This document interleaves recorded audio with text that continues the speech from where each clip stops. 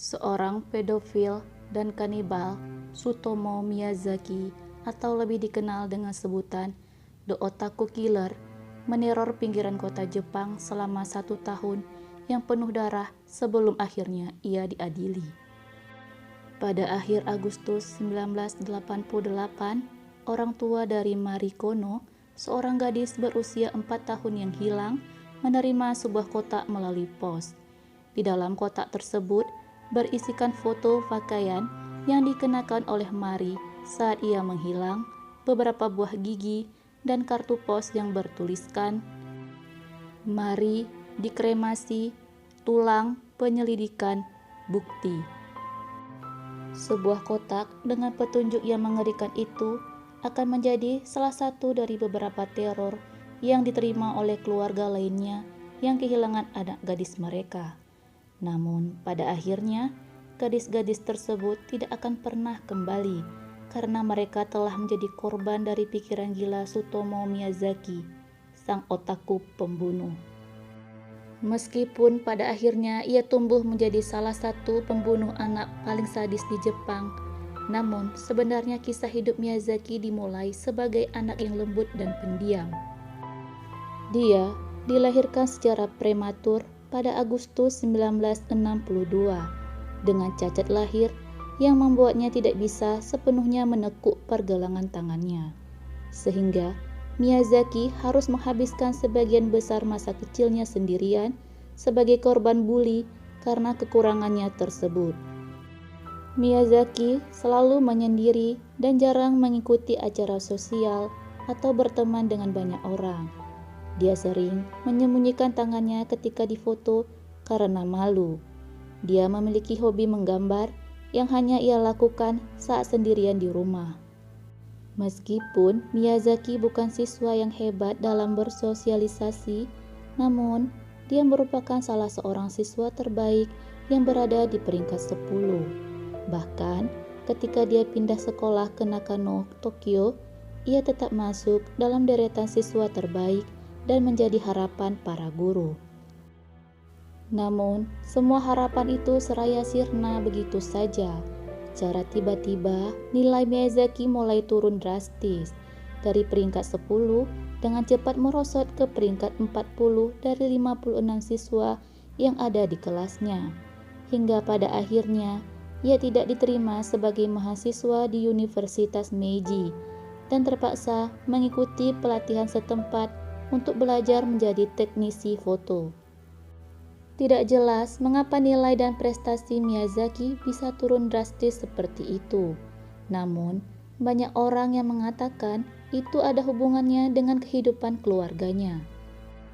Keluarga Miyazaki adalah keluarga yang cukup berpengaruh di distrik Itsukaichi, Tokyo, karena ayah Miyazaki memiliki sebuah media surat kabar. Miyazaki diharapkan dapat mengambil alih pekerjaan ayahnya ketika dia pensiun. Namun nyatanya, Miyazaki tidak tertarik untuk melakukannya.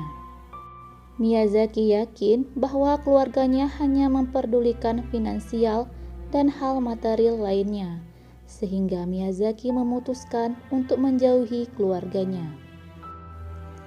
Ketika aku mencoba berbicara dengan orang tuaku tentang masalah yang kualami, mereka selalu mengabaikanku, kata Miyazaki kepada polisi setelah penangkapannya. Satu-satunya orang yang dipercaya oleh Miyazaki adalah kakeknya, yang menurutnya adalah satu-satunya orang yang peduli dengan masalah dan kebahagiaan pribadinya. Miyazaki juga merasa adik perempuannya membencinya. Saat kuliah, keanehan mulai terjadi pada Miyazaki. Salah satunya adalah ketika dia membidik selangkangan pemain wanita saat bermain tenis. Dia juga mulai memuaskan hasratnya melalui majalah porno, namun lama-kelamaan ia mulai merasa bosan dengan hal tersebut. Mereka menutupi bagian yang terpenting, kata Miyazaki kepada polisi setelah penangkapannya. Saat itu, pemerintah Jepang memiliki undang-undang pornografi yang cukup aneh, yaitu keharusan memberi sensor kepada rambut kemaluan dan bukan organnya itu sendiri. Sehingga pada tahun 1984, Miyazaki mulai mencari sesuatu yang menurutnya bisa memuaskannya, karena tidak ada sensor tersebut, yaitu pornografi anak. Meskipun dia tinggal bersama kedua orang tua dan saudara perempuannya, namun Miyazaki menghabiskan sebagian besar waktunya bersama kakeknya. Bahkan ketika masa-masa depresi dan percobaan bunuh dirinya, sang kakek yang membantunya melewati itu semua. Dan kemudian pada tahun 1988, kakeknya meninggal. Dan untuk Tsutomu Miyazaki, ini adalah hal yang paling ia takuti dalam hidupnya. Sehingga diyakini saat inilah titik kritis ketika ia berubah menjadi The Otaku Killer. Apakah Miyazaki mengalami gangguan ini sejak kecil atau baru mengembangkannya sebagai reaksi atas kematian kakeknya? Masih tidak dapat diketahui pasti. Namun perubahan sifatnya memang terlihat jelas setelah kematian sang kakek. Yang pertama kali merasakan perubahan tersebut adalah anggota keluarga. Mereka melaporkan bahwa Miyazaki mulai suka mengintip adik perempuannya mandi, bahkan tidak segan-segan menyerang jika ketahuan. Dia bahkan pernah menyerang ibunya. Kengerian lainnya adalah pengakuan Miyazaki yang mengatakan bahwa setelah kakeknya dikremasi, ia memakan sebagian abunya agar merasa dekat dengannya, sekaligus menjauhkan diri dari seluruh keluarganya. Saya merasa sendirian, dan setiap kali aku melihat seorang gadis kecil bermain sendiri, rasanya seperti melihat diriku sendiri, kata Miyazaki setelah penangkapan. Tapi itu semua masih belum cukup mengerikan. Pada Agustus 1988, hanya 1 hari setelah ulang tahunnya yang ke-26, Tsutomu Miyazaki menculik Marikono yang berusia 4 tahun. Menurut Tsutomu Miyazaki, dia hanya mendekatinya ketika ia bermain di luar, membawanya ke mobilnya, lalu pergi. Dia mengantarnya ke daerah berhutan di barat Tokyo dan memarkir mobil di bawah jembatan yang tidak bisa dilihat oleh orang yang lewat. Selama setengah jam, keduanya menunggu di dalam mobil. Kemudian, Miyazaki membunuh anak gadis itu, melucuti pakaiannya, dan memperkosanya. Dia dengan hati-hati menanggalkan pakaiannya, meninggalkan tubuh telanjangnya di hutan, dan kembali ke rumah dengan pakaiannya. Selama beberapa minggu, dia membiarkan mayat gadis tersebut membusuk di hutan. Namun, ia tetap memeriksanya secara berkala, hingga akhirnya dia memutuskan tangan dan kaki Mari dan menyimpannya di lemari. Setelah itu, Miyazaki mulai meneror keluarga Mari. Dia menelepon dan menghembuskan napas berat tanpa berkata sedikit pun. Bahkan, jika keluarga Mari tidak mengangkat teleponnya, ia akan terus menelepon selama berjam-jam hingga panggilannya diangkat. Berminggu-minggu kemudian, sejak Mari menghilang, Miyazaki mulai mengirimi pihak keluarga dengan kotak yang berisi bukti-bukti mengerikan tersebut. Korban keduanya adalah Masami Yoshizawa yang berusia 7 tahun, yang kala itu terlihat oleh Miyazaki saat ia berjalan pulang. Kala itu, Miyazaki mencoba menawarinya tumpangan dan kemudian seperti yang dia lakukan dengan Marikono, dia mengantarnya ke hutan terpencil dan membunuhnya. Sekali lagi, dia melakukan pelecehan seksual terhadap mayat gadis tersebut dan membiarkannya telanjang di hutan saat dia membawa pakaiannya pulang. Pada masa itu, kepanikan mulai menyebar di antara para orang tua yang memiliki anak gadis di prefektur Saitama, Jepang. Dalam 8 bulan ke depan, Miyazaki terus mencoba melakukan aksinya dan berhasil mendapatkan 2 korban lagi, dan keduanya tewas dengan cara yang sama. Salah satunya adalah Erika Namba yang berusia 4 tahun. Sama seperti Yoshizawa, Erika diculik saat berjalan pulang. Namun kali ini Miyazaki yang memaksanya masuk ke dalam mobil dan melepas pakaiannya sendiri di jok belakang. Sebelum membunuhnya, Miyazaki mengambil beberapa foto tubuhnya lalu memperkosanya. Setelah itu, ia baru membunuhnya lalu mengikat tangan dan kakinya. Hal ini cukup menyimpang dari motif yang ia lakukan kepada dua korban sebelumnya. Bahkan, alih-alih meninggalkan tubuh Erika di lokasi pembunuhan, dia meletakkannya di bagasi mobilnya di bawah spray. Kemudian, dia membuang tubuhnya begitu saja di tempat parkir dan pakaiannya di dekat hutan. Seperti keluarga Marikono, keluarga Erika Namba juga menerima catatan yang mengerikan yang disatukan dari clipping sebuah majalah berisi Erika, dingin, batuk, tenggorokan, beristirahat, kematian. Ayako Namoto, seorang gadis berusia 5 tahun yang diculik oleh Miyazaki pada bulan Juni 1989. Kali ini, Miyazaki berhasil meyakinkan gadis tersebut untuk membiarkannya memotret dirinya, hingga akhirnya Miyazaki membunuhnya dan membawa mayat gadis itu pulang ke rumah. Di rumahnya, ia menghabiskan waktu 2 hari untuk melakukan pelecehan seksual terhadap mayat Ayako, memotretnya dan melakukan masturbasi, dan pada akhirnya ia memotong-motong tubuh gadis kecil tersebut, meminum darahnya, dan mengunyah tangan serta kakinya secara langsung. Kemudian, setelah tubuh tersebut mulai membusuk, Miyazaki lalu memotong-motongnya menjadi beberapa bagian dan menyembunyikannya ke berbagai lokasi di sekitar Tokyo, seperti tempat pemakaman, toilet umum, dan dalam hutan. Namun, 2 minggu kemudian, Miyazaki mengambil kembali bagian potongan tubuh tersebut karena takut ditemukan oleh polisi dan memilih untuk menyimpannya di lemari rumahnya.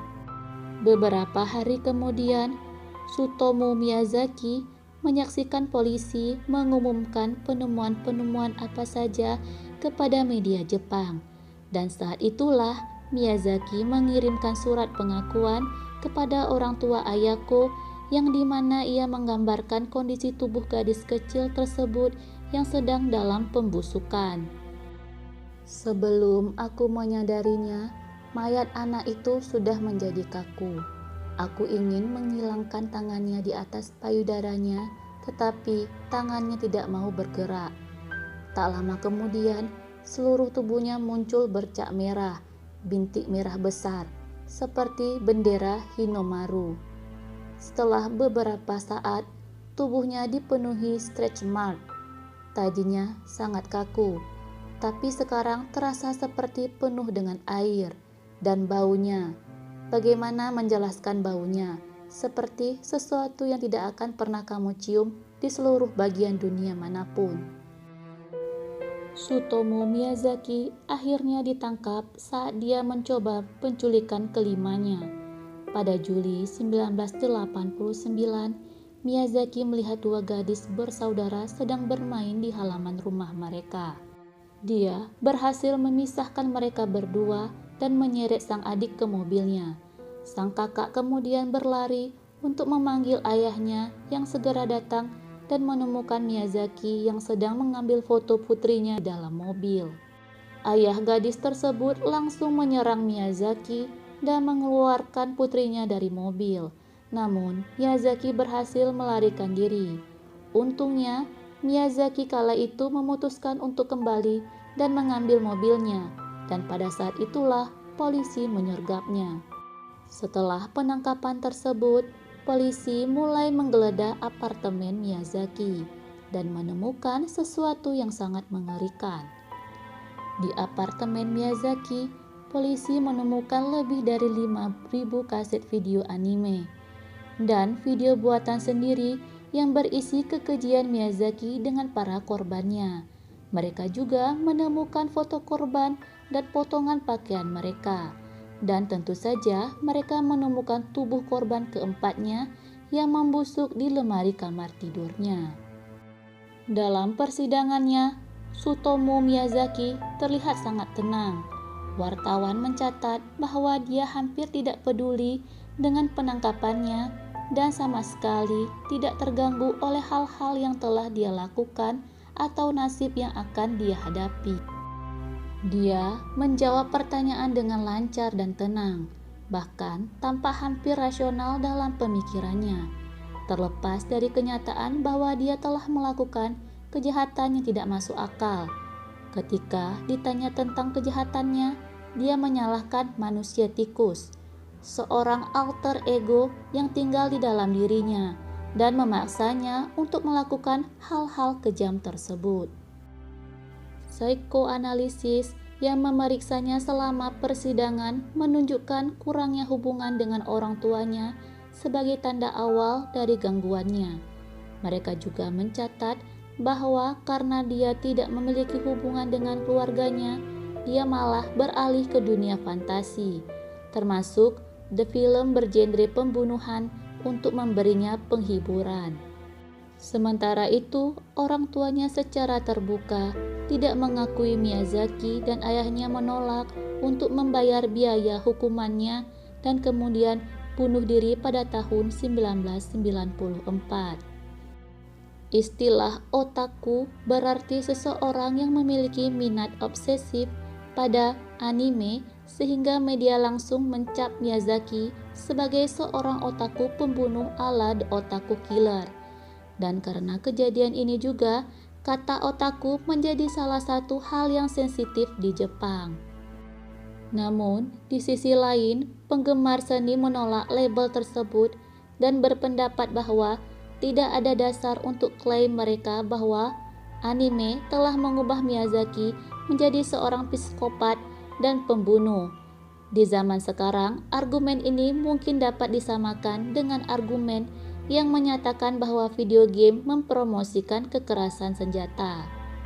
Meskipun 3 tim analitik terpisah memeriksanya selama persidangan 7 tahun untuk menentukan apakah dia sakit mental atau tidak agar ia mendapatkan pengurangan hukuman, namun pada akhirnya pengadilan memutuskan bahwa ia melakukan semua itu dalam keadaan sadar dan berpikiran sehat, sehingga hukumannya yang dijatuhkan adalah hukuman mati. Dari kasusnya berakhir ketika The Otaku Killer, Tsutomu Miyazaki harus bertanggung jawab dengan kejahatan mengerikan yang telah dilakukan. Dia digantung pada tahun 2008.